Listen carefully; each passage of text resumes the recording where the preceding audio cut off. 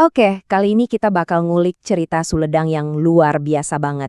Gimana ceritanya, sebuah kerajaan kuno bisa berubah total jadi pusat strategis modern yang super penting. Yuk kita bedah bareng-bareng. Nah, ini dia pertanyaan intinya. Kedengarannya aneh kan? Apa hubungannya mahkota kerajaan yang usianya ratusan tahun sama jalan tol super modern? Inilah benang merah yang bakal kita urai, yang nyambungin masa lalu Sugedang yang kaya banget sama masa kininya yang canggih. Yuk, kita telusuri sama-sama. Oke, kita mulai petualangannya ya. Cerita ini tuh dimulai jauh sebelum nama Sumedang itu sendiri ada di peta. Benar-benar dari akarnya. Jadi gini, buat ngerti Sumedang sekarang, kita harus mundur jauh ke belakang, ke akarnya. Sebelum jadi kerajaan yang berdiri sendiri, daerah ini tuh bagian dari sebuah kekuatan yang jauh lebih besar, sebuah kerajaan raksasa yang menguasai seluruh Jawa Barat. Nah, disinilah cerita Sumedang dimulai. Wilayah ini dulunya adalah bagian yang vital banget dari kerajaan Sunda. Coba deh bayangin, sebuah daerah agraris yang subur jadi semacam jantungnya sebuah kerajaan yang makmur, di mana tradisi dan budaya itu dipegang teguh banget. Tapi ya namanya juga sejarah, peta kekuasaan itu selalu berubah.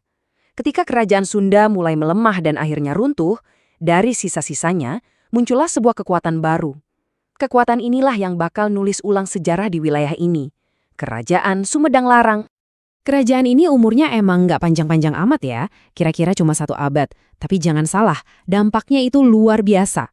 Dan masa yang singkat tapi super berpengaruh ini mencapai puncaknya di bawah kepemimpinan seorang raja yang legendaris banget. Dan inilah dia tokoh utamanya, Prabu Geusan Ulun. Nah, di bawah kepemimpinan beliau, Sumedang itu nggak cuma mencapai zaman keemasannya, tapi juga dapat sebuah kepercayaan, sebuah tanggung jawab yang super besar. Tanggung jawab apa itu? Inilah dia, Mahkota Binokasi. Ini bukan sekedar mahkota emas biasa ya. Ini adalah simbol. Simbol warisan, simbol kelanjutan kekuasaan Sunda, yang sekarang nasibnya ada di tangan Sumedang. Tapi, ya zaman keemasan itu nggak selamanya. Roda terus berputar. Sumedang harus pinter-pinter beradaptasi, karena ada kekuatan-kekuatan baru yang jauh lebih besar muncul di Pulau Jawa. Nah, ini nih bagian pintarnya. Coba kita lihat gimana cara mereka beradaptasi. Dari kerajaan yang merdeka, mereka ambil langkah strategis, yaitu bergabung dengan Kesultanan Mataram yang saat itu lagi kuat-kuatnya. Ini langkah cerdas yang pada akhirnya membawa mereka masuk ke era baru, era kolonial. Dan inilah yang bikin Sumedang itu luar biasa, daya tahannya. Walaupun penguasa di pusat ganti-ganti dari Mataram ke Belanda, kepemimpinan lokal di Sumedang dan karakter uniknya itu tetap kuat. Mereka berhasil ngejaga identitas mereka supaya nggak hilang di telan zaman. Tapi cerita Sumedang itu nggak melulu soal politik dan perebutan kekuasaan loh. Ada sisi lain dari identitas mereka yang justru makin kuat dan bersinar di tengah semua perubahan ini. Nah, di abad ke-19, Sumedang dapat julukan yang keren banget nih, Puseur Budaya Sunda. Ini bukan sekedar nama ya, tapi ini adalah sebuah pengakuan. Pengakuan atas peran Sumedang sebagai penjaga tradisi, seni, dan jiwanya orang Sunda di tengah dunia yang terus berubah. Dan ini bukan omong kosong, julukan itu benar-benar hidup. Kita bisa lihat dari tari umbul yang unik, dari alunan musik gamelan dan tarawangsa yang khas, sampai, nah ini dia, tahu Sumedang yang legendaris yang rasanya enak banget sampai sekarang. Oke, sekarang kita fast forward jauh ke depan ya. Kita lompat ke era modern. Disinilah Sumedang ngalamin perubahan yang paling drastis dalam sepanjang sejarahnya.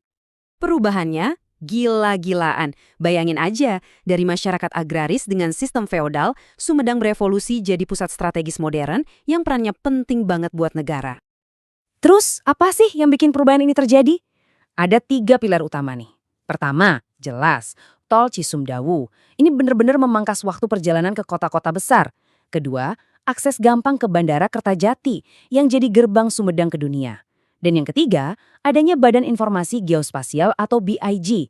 Ini bikin Sumedang jadi semacam otaknya data dan pemetaan strategis nasional. Keren banget kan?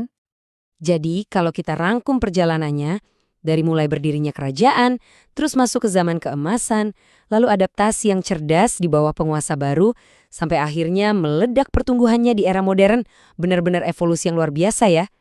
Dan kita kembali lagi ke titik awal kita. Mahkota itu, mahkota Binokasi simbol warisan dan daya tahan Sumedang, ternyata masih ada sampai sekarang. dijaga baik-baik, jadi pengingat abadi dari perjalanan panjang ini yang nyambungin masa lalu, masa kini, dan juga masa depan. Nah, ini ninggalin kita sama satu pertanyaan penting buat direnungkan. Dengan Sumedang yang sekarang melesat ke masa depan, di tengah semua pembangunan dan modernisasi, gimana caranya mereka menyeimbangkan kemajuan ini dengan pelestarian warisan budaya mereka yang nggak ternilai? Ini jadi tantangan sekaligus peluang besar buat babak selanjutnya dari kisah Sumedang.